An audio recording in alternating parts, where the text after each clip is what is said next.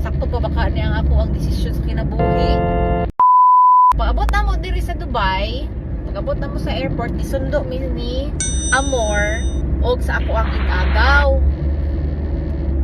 Si Wiwi dito ni uban kay Amor, pero ako dito ko ni uban sa ako ang igagaw. Si Amor nagstay ra pud mi siya sa iyang kauban sa iyang mga igagaw, which is sa kana nga balay daghan na pud sila, kaya kung apil pa ko medyo kuan na gid sila, kanang crowded na gyud. So mauton ako niuban ko sa akong igagaw. Rentahan sa akong igagaw isa ka kwarto, na siya duha ka anak na yang bana, so buot pud mi. So dili ko sure kung murag nabot ba ko duha ka bulan dadto, 1 month ra. Basta murag wala ra ata, basta dali ra pud ko ato dito sa ila.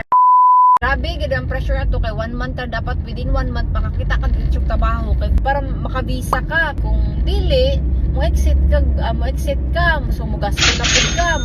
Unang-una bagasto kag visa, kaduha gasto ka og kanang ticket. Nag-exit ko sa una kay sa Kish pa to, Kish Island, Iran. Swerte na lang ka ato kung makastay kag at least 2 nights. Pero kasagara dito nagayuban dito nga kanang 1 month na, ay 1 week na, 1 month na, basta kay nagka-issue sa visa, din napagid po uban nga kanang wagid na bisahan. So ang ending dito ra gid pud siya sa Kish. Oh my God. So basta kanang kuan kay na ang known kay na ang Kish sa unang exitanan. Abot ang mga Pinoy ug mga lahi dito nagulat sa ilang visa karon sa mugawas. Ang chika pag sa una kay kagikan kag nag-exit sa Kish, dapat imo mga gamit nag-stay sa gawas kay ano ang kanang Kish na no na siya nga daghan og bed bag. Daghan gid kutin nga Ginoo ko pag makakuanan ko madala nimo ang kuting ana tibuok balay ninyo mag-suffer. Ako ato apply ko. So ako sa igagaw si Wiwi po nag-apply iya. Pila pud ka interview ang amo na-tryan. Apply ka ato ka og mga industrial area kana hadlok ba ka syempre ang as a first timer ng Muslim country ba ya. So naa dito ang kanang mga hadlok. Makita kag kana Pakistan, hindi makita kag ibang lahi, mga feeling nimo kay lahi na ilang tinanawan sa imuha, kay syempre babae ka, yung matukag industrial area, mag-interview na mag-feel nimo nga la, sakto pa baka niya ang ako ang desisyon sa kinabuhi.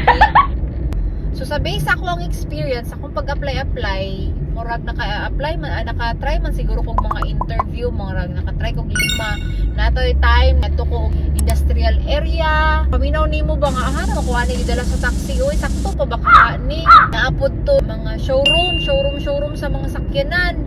Basta mga 5 ata ko ka-interview, ko nakuha.